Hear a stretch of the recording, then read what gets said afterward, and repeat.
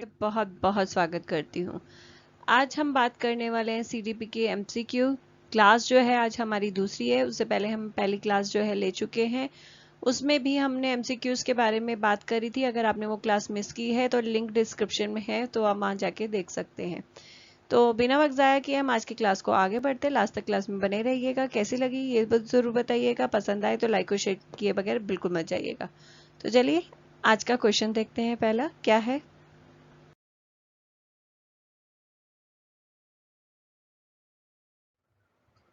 आज की क्लास का सबसे पहला क्वेश्चन है, with an appropriate question suggestion the child's understanding can be extended far beyond the point which she could have reached alone, which context does the above statement highlight. यहाँ पर जो कह रहा है इस क्वेश्चन में कि उचित क्वेश्चन यानी ठीक अप्रोप्रिएट जो क्वेश्चन होते हैं वो या सुझाव जो है किसी भी बच्चे या बच्चे की जो अंडरस्टैंडिंग है वो उसको बहुत ज़्यादा बढ़ाता है या उसको बहुत आगे दूर तक लेकर जाता है, जिसमें वो अकेले जहाँ पहुँच सकती थी। यानी एक पर्सन जो है अकेले जब पढ़ना शुरू करता है या अकेले स्टडी करता है, जितनी दूर तक जा सकता है, उसकी बजाय जब क्वेश्चन है, अप्रोप्रिएट क्वेश्चन है, सजेशन है, वो उसे और ज़्यादा दूर तक लेकर जा सकते हैं। ये स्टेटमेंट नीचे दी गई जो ऑप्शंस है उनके लिए किसके लिए करेक्ट है, कौन इससे जो आपका स्टेटमेंट है उसे हाईलाइट करता है। सबसे पहला ऑप्शन है कंजर्वेशन, सेकंड ऑप्शन है इंटेलिजेंस, थर्ड ऑप्शन है zone of proximal development, fourth है इक्विलिब्रेशन। यहाँ पे एक बार मैं हिंदी में भी बताती चलूँ। कंजर्वेशन जो है संरक्षण बोला जाता है, इंटेलिजेंस को बुद्धि, और जोन ऑफ प्रॉक्सिमल डेवलपमेंट को शायद निकटस्थ विकास के क्षेत्र के नाम से जाना जाता है। फोर्थ जो है हमारा साम्य धारण के नाम से इसे बोला जाता है। यहाँ पर जो है सही और करेक्ट आंसर है सी, जोन ऑफ प्रॉक्सिमल डेवलपमेंट। यहाँ पर जोन ऑफ प्रॉक्सिमल डेवलपमेंट को वेगोसी द्वारा डिफाइन किया गया था। ये जो उन्होंने अपनी theory social cultural cognition theory थी उसके अंदर इसके बारे में बात करी और बोला था, डिफाइन किया था, the distance between the actual development level as determined by independent problem solving and the level of the potential development as a determined through problem solving under adult guidance or in collaboration with more capable peers।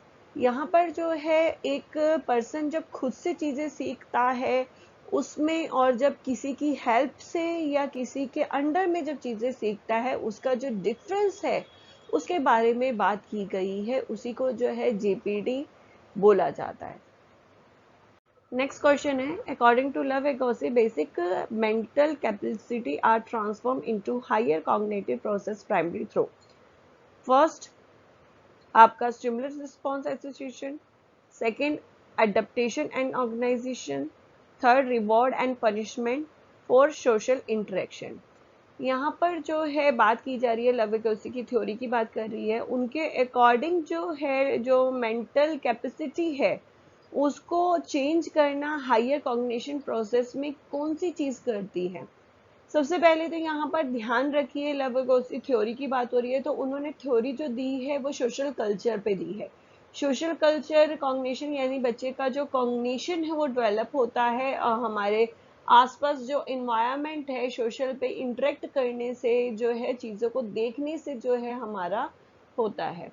तो यहाँ पर इनमें से कौन सा answer है जो social में जा रहा है? सीधा सा है फोर, हमारा सोशल इंटरेक्शन। तो करेक्ट आंसर क्या है? Four, social interaction. Next question है, which of the following statements denotes the relationship between development and learning correctly. यानी इनमें से जो नीचे ऑप्शंस दे रखे हैं उनमें से कौन सी सिचुएशन जो है डेवलपमेंट और लर्निंग के रिलेशनशिप के लिए करेक्ट है, उसके बारे में हमने बात करनी है।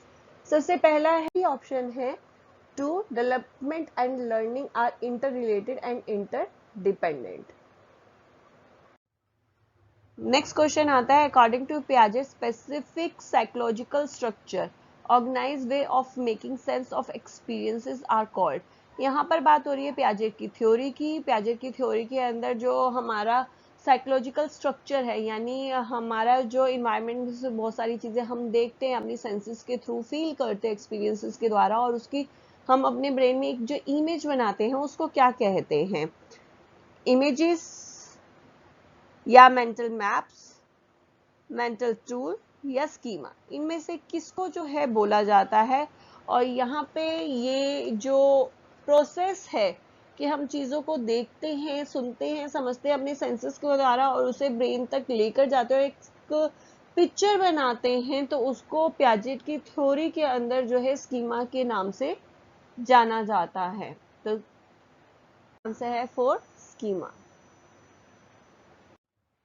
Constructivists such as Jean Piaget and Lev Vygotsky viewed learning as। इस क्वेश्चन में बात कर रखी है कि जो कंस्ट्रक्टिविस्ट साइकोलॉजिस्ट थे जैसे हमारे जीन पियाजे और लेव वेगोसी, उसे वो लर्निंग को किस वे में देखते थे, किस तरीके से देखते थे कि लर्निंग हमारी किस तरीके से होती है। सबसे पहला, पैसिव एंड रिपीटेटिव प्रोसेस के कोई भी चीज़ हमारा बार बार रिपीट करने से हमारी लर्निंग होती है। Second, process of meaning making by active engagement के हमारा जो लर्निंग होती है मीनिंगफुल होती है जब हम किसी एक्टिविटी में पार्टिसिपेट करते हैं, तब हमारी लर्निंग होती है। नेक्स्ट आता है एक्विजिशन, हम किसी चीज़ को एक्वायर करते हैं, स्किल्स को जो एक्वायर करते हैं, एक्विजिशन से हमारी लर्निंग होती है। फोर्थ, हमारी कंडीशनिंग ऑफ रिस्पॉन्सेज, हमारी जब हम एक चीज़ को जो हमारा रिस्पॉन्स आता है कंडीशनिंग वो बार बार चेंज होता है, उससे होती है। तो हमारे जीन पियाजे और वेगोत्स्की जैसे जो साइकोलॉजिस्ट थे वो हमारा किस चीज़ पे बिलीव करते थे? वो हमारा बिलीव करते थे कि हमें एक्टिवली हमें एंगेज होना चाहिए। हम क्लास में भी अगर कोई टीचर पढ़ा रहा है तो वो बच्चों को एंगेज करे डिफरेंट डिफरेंट एक्टिविटीज के द्वारा, जिससे बच्चे की लर्निंग होती है।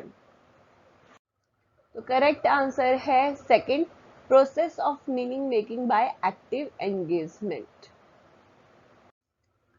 नेक्स्ट क्वेश्चन है, selecting and presenting stories and clipping from newspaper that portray both men and women in non-traditional roles is an effective strategy।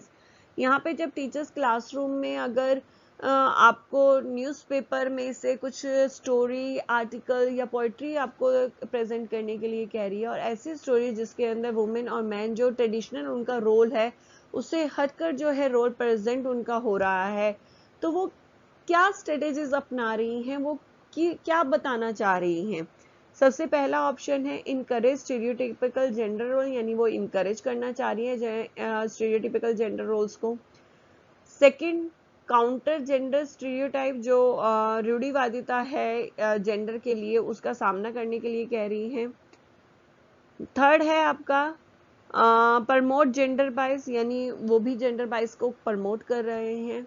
Fourth, promote gender consistency, यानी यहाँ पर जो है स्थिरता को जो है जेंडर बाइस की जो स्थिरता है उसको बनाए रखने के लिए, प्रमोट करने के लिए बात की जा रही है। आंसर बहुत इजी है, अगर थोड़ा सा दिमाग लगाएंगे तो बहुत इजी से आंसर जो है सामने हमारे खुद से जो है आ जाता है। सबसे पहले तो हम बात करें, कभी भी कोई टीचर जो है जेंडर बाइस को जो है प्रमोट नहीं करती है,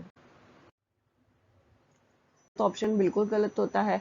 उसके बाद हमारा आता है कि इनकरेज करना, ये भी बिल्कुल गलत है कि अगर कोई टीचर जो है वो किसी भी क्लासरूम में ये कहता है कि ये बॉयज़ जो है ये काम करेगा, गर्ल्स ये काम करेगी, हमेशा टीचर जो है इक्वालिटी पे करता है कि लड़का हो या लड़की हो दोनों सारे काम करो, चेयर्स जो है उठा के एक जगह से दूसरी जगह रखो सारे, तो यानी ये भी हमारा गलत है। तो लास्ट जो हमारा ऑप्शन बनता है 2, हमारा जो है सामना करने के लिए बात की जाती है, काउंटर जेंडर स्टीरियोटाइप, सही आंसर है 2।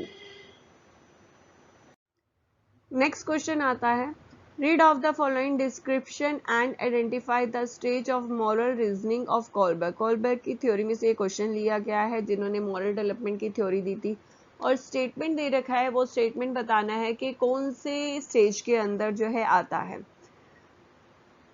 Right action is defined by self-chosen ethical principle of conscience that are valid for all humanities regardless of law and social agreements। यहाँ पर बात होती है कि जो नैतिक जो सिद्धांत द्वारा परिभाषित किया गया है एक एज के अंदर कि कानून और जो सामाजिक समझौते होते हैं उसको ध्यान दिए बगैर कि कानून क्या कह रहा है या जो एग्रीमेंट्स कानून द्वारा होते हैं वो क्या कह रहे हैं, लॉ क्या कहता है, उसको ध्यान दिए बगैर जो है होल जो बात होती है कि पूरे मानव समाज की बात करता है। तो वो कौन सी स्टेज है, किस में आता है कि जब एक पर्सन लॉ को नहीं मानता है, वो ये नहीं मानता है कि क्या बोला गया है, वो कहता है कि मेरे लिए क्या ठीक है, सामने वाले के लिए क्या ठीक है, यानी होल वर्ल्ड के लिए क्या ठीक है, उसके बारे में बात करता है। तो पहला ऑप्शन है हमारा मीनिंग ओरिएंटेशन, सेकंड ऑप्शन है the universal ethical principle orientation, third है the instrumental orientation purpose, fourth है द सोशल कॉन्ट्रैक्ट ओरिएंटेशन।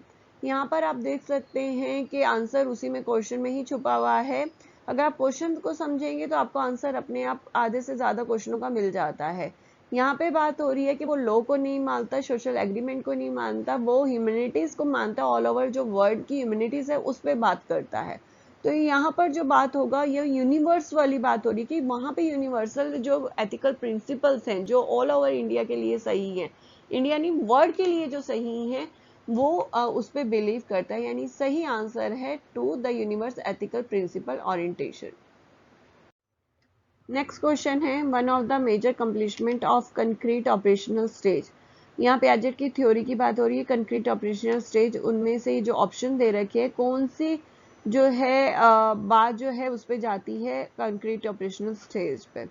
सबसे पहली hypothetic deductive reasoning, second secondary circular reactions, third animistic thinking, four ability to conserve. सही answer है four ability to conserve. यहाँ पर Piaget concrete operational stage में कहते हैं कि बच्चों को जो है वॉल्यूम जैसी चीज़ों का नहीं पता लगता है। वो एग्जाम्पल के तौर पर उन्होंने बताया कि अगर बच्चों के सामने दो बिस्किट रख दिए जाएं उसके लिए वो, और साथ में अगर एक बिस्किट के 2 पीस करके भी रख दिए जाए वो उसमें भी खुश रह जाएंगे, एक बिस्किट के 2 पीस में। उन्हें मेजरमेंट करना नहीं आएगा कि कौन से ज्यादा है कौन सा ठीक है। तो एबिलिटी टू जो कंजर्व है इसी चीज को दर्शाती है कंक्रीट ऑपरेशनल स्टेज में। नेक्स्ट क्वेश्चन है which of the following should be the reason for assessment of children. यहाँ पर जो नीचे स्टेटमेंट दे रखी है इनमें से कौन सी करेक्ट है कि बच्चों के लिए जो है असेसमेंट करने का क्या रीजन है। सबसे पहला to separate and label children into non achiever, low achiever, average and high achievers, यानी बच्चों को असेसमेंट इसलिए किया जाता है ताकि हम बच्चे को लेबल कर सके कि नॉन अचीवर है, लो अचीवर है, एवरेज है या हाई अचीवर है। Second to improve teaching learning process in the classroom, बिल्कुल सही। हमारा जो पहला है लेबल करने का हमारा जो है वो मोटिव नहीं रहता है कभी भी टीचर का किसी भी, सिर्फ असेसमेंट नहीं, चाहे आप असेसमेंट करें चाहे इवैल्यूएशन करें या टीचिंग में करें, आप क्लासरूम में किसी भी बच्चे को लेबल करने के लिए जो है करिकुलम नहीं कहता है, कोई भी जो एनसीएफ है वो नहीं कहता है कि बच्चों को लेबल करना चाहिए किसी भी वे में, चाहे डिसेबल नॉन डिसेबल किसी भी वे में जो है लेबल के बिल्कुल खिलाफ है। तो यानी हमारा पहला तो ऑप्शन गलत है। सेकंड जो है हमारा आता है लर्निंग टीचिंग लर्निंग प्रोसेस को बेटर बनाने के लिए, बिल्कुल हमेशा जब भी बात होती है टीचर में इम्प्रूवमेंट की बात करता है, एनसीएफ की बात करता है कि टीचिंग के लर्निंग प्रोसेस में इम्प्रूवमेंट की बात करता है। तो सेकंड जो है हमारा करेक्ट है। सेकंड के बाद हम आ जाते हैं थर्ड पे, क्या कहता है to find out what changes and progress in learning that takes place in the child over a period of time। ये पता लगाने के लिए एक पर्टिकुलर टाइम के अंदर बच्चों के जो लर्निंग में क्या परिवर्तन आए हैं, क्या चेंजेस आया, उसका पता लगाने फाइंड आउट करने के लिए बिल्कुल ये किया जाता है। ये इसलिए किया जाता है कि बच्चे का आप बच्चे की स्ट्रेंथ का पता लगा सकते हैं, बच्चे की स्ट्रेंथ क्या है, बच्चों में क्या चेंजेस आए हैं, आपने जो गोल टारगेट लगाया था वो गोल जो है वो अचीव हो पाए या नहीं हो पाए। तो बिल्कुल हमारा थर्ड ऑप्शन भी बिल्कुल करेक्ट है। उसके बाद आते हैं फोर्थ पे। फोर्थ हमारा है to discuss the capabilities, potential, strength and challenges areas of the child with the parents. अभी मैंने बात करी कि हम बच्चे की स्ट्रेंथ, बच्चे की कैपेसिटी के बारे में बात करते हैं, उसके पता लगाने के लिए हम असेसमेंट करते हैं। तो इस एरियाज पे हम पेरेंट्स पे भी डिस्कस करते हैं ताकि बच्चे जो उनकी कैपेसिटी है, उनकी जो स्ट्रेंथ है, उसकी स्ट्रेंथ को जो है हम मद्देनजर रखते हुए अगर स्कूल में काम कर रहे हैं तो घर में भी काम किया जाए। तो यहाँ पर जो है सेकंड, थर्ड, फोर्थ तीनों स्टेटमेंट सही हैं, यानी करेक्ट आंसर है फर्स्ट, जिसमें हमारा सेकंड, थर्ड, फोर्थ तीनों ऑप्शन ठीक है, तो यानी सही आंसर है हमारा फर्स्ट। नेक्स्ट क्वेश्चन है which of the following play an important role in children socialization. इनमें से कौन सा जो है सोशलाइजेशन के लिए, बच्चे के सोशलाइजेशन के लिए बहुत इंपॉर्टेंट है? Media, school, family, neighbourhood. तो इसमें करेक्ट आंसर है सभी के सभी इंपॉर्टेंट है बच्चे के सोशलाइजेशन के लिए, तो करेक्ट आंसर है 2। नेक्स्ट क्वेश्चन है the role of modern teacher in the class. एक मॉडर्न क्लासरूम के अंदर एक मॉडर्न टीचर का क्या रोल रहता है? पहला, character formation, second, guidance, third, teaching and instruction, last है लीडरशिप। तो आजकल के जो क्लासरूम है या मॉडर्न टीचर का जो रोल बताता है एनसीए, वो बताता है, सही आंसर है इसका गाइडेंस। सेकंड, गाइडेंस, क्योंकि एक टीचर का जो रोल है कि बच्चे को सही गोल चूज करने में जो है हेल्प गाइड करता है, फिर उसके बाद जो है उस गोल तक पहुंचने के लिए क्या रास्ते, क्या चीजें उसे चूज करनी चाहिए, उसके लिए गाइड करता है। तो एनसीएफ जो है ज्यादा फोकस करता है बच्चे को कि टीचर जो है कि बच्चों को गाइड करे, सही गाइड करे। नेक्स्ट क्वेश्चन है whose behaviour effect student the most. इनमें से कौन से किसके बिहेवियर का इफेक्ट जो है बच्चे पे पड़ता है? The principal, a politician, a teacher, a administrative. यहाँ पे बच्चा सबसे ज्यादा टाइम स्पेंड करता है टीचर के साथ, तो किस पे इफेक्ट पड़ेगा? टीचर का जो है बिहेवियर का इफेक्ट बच्चे पे पड़ता है, तो करेक्ट आंसर है third, a teacher. Next question है by which method students learn to the maximum extent and with the utmost speed। बच्चा सबसे ज्यादा इनमें से किस चीज से जो है लर्निंग करता है? by seeing, by reading, by listening या by doing themselves। यहाँ पर जो है ध्यान रखिए, बाय सीइंग यानी देखने से भी बहुत ज्यादा लर्निंग होती है। हमारी जितनी भी सेंसेस है जब हम उनसे लर्न करते हैं तो उनमें से सबसे ज्यादा जो लर्निंग होती है देखने से होती है। विजुअल जो लर्निंग होती है वो हमारी सबसे ज्यादा होती है, लेकिन यहाँ अदर ऑप्शन भी है, रीडिंग करके, लिसनिंग करके यानी सुनकर, और रीडिंग करके, बाय डूइंग देमसेल्फ यानी अपने आप से। तो यहाँ पर याद रखिए जब हम मेथड्स में आते हैं तब हमारी जो लर्निंग होती है वो लर्निंग बाय डूइंग यानी खुद करके जो बच्चे सीखते हैं, स्टूडेंट सीखते हैं, वो सबसे ज़्यादा स्ट्रॉन्ग लर्निंग होती है और सबसे ज़्यादा लंबे टाइम चलने वाली लर्निंग होती है। हैंड ऑन एक्टिविटी, ये सारी जो मेथड्स हैं वो खुद से करने में विश्वास रखती है। जो हमारी साइकोलॉजी कहती है वो कहती है कि बच्चों को सबसे ज़्यादा से ज़्यादा चीज़ों में इन्वॉल्व करना चाहिए, तभी बच्चे की लर्निंग जो है अच्छी और स्ट्रॉन्ग होती है। Correct. Next question, a form of your viewpoint those development is the most important among the student. First, self-confidence. Second, cognition development.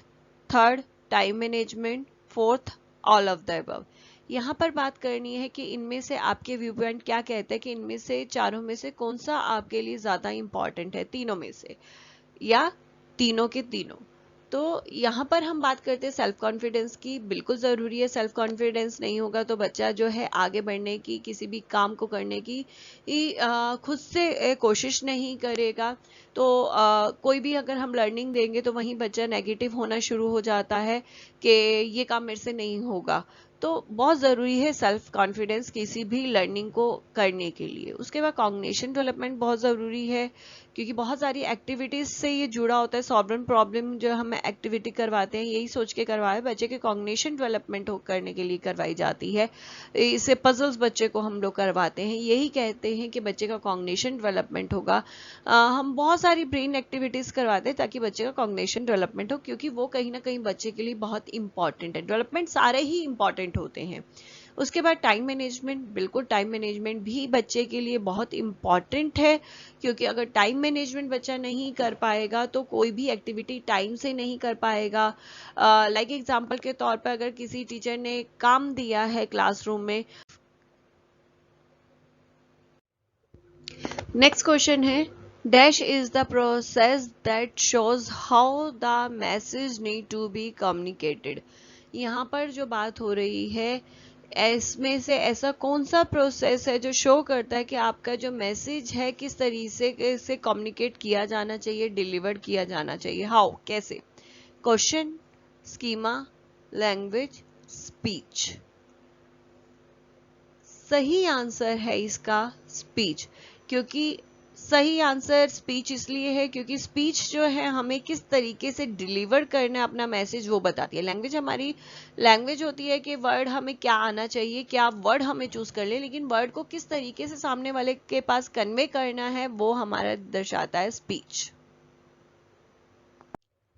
आज की क्लास यहीं खत्म होती है। उम्मीद करती हूँ आज की क्लास आपको पसंद आई होगी। पसंद आई है तो लाइक और शेयर किए बगैर बिल्कुल मत जाइएगा, और अभी तक चैनल को सब्सक्राइब नहीं किया है तो ऐसी इन्फॉर्मेशन के लिए, अपडेट के लिए जल्दी से चैनल को सब्सक्राइब और बेल आइकन को दबाना बिल्कुल मत भूलिएगा, जिससे इस चैनल पर आने वाली वीडियो की नोटिफिकेशन आपको जल्दी से मिले। तो आज के लिए बस इतना ही, फिर से मिलेंगे एक नई वीडियो के साथ। शुक्रिया, नमस्कार।